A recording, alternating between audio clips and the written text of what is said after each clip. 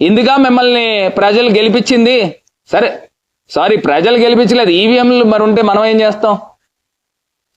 ఇప్పుడు నన్ను కూడా అనొచ్చు, నువ్వు కూడా ఎంపీ కింద ఈవీఎంల ద్వారానే గెలిచావు కదా.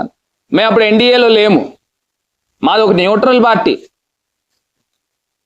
మీరు ఇప్పుడు బీజేపీతో కలిసి ఉన్నారు. మహారాష్ట్ర ఎన్నికలు, హర్యానా ఎన్నికలు, అక్కడ ధర్నాలు జరుగుతున్నాయి మహారాష్ట్రలో. ఈవీఎంలు ఉంటే బాయ్కాట్ చేయండి అని.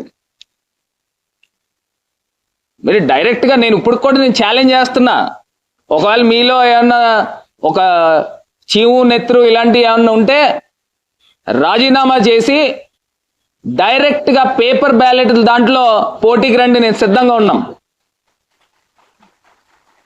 పేపర్ బ్యాలెట్లో పోటీకి రండి. అంతే తప్పితే ఈవీఎంని అడ్డు పెట్టుకుని అందరికీ తెలిసిపోయింది, చిన్న పిల్లోడిని అడిగినా కూడా ఈవీఎం అంటే స్కామ్ అంటున్నారు.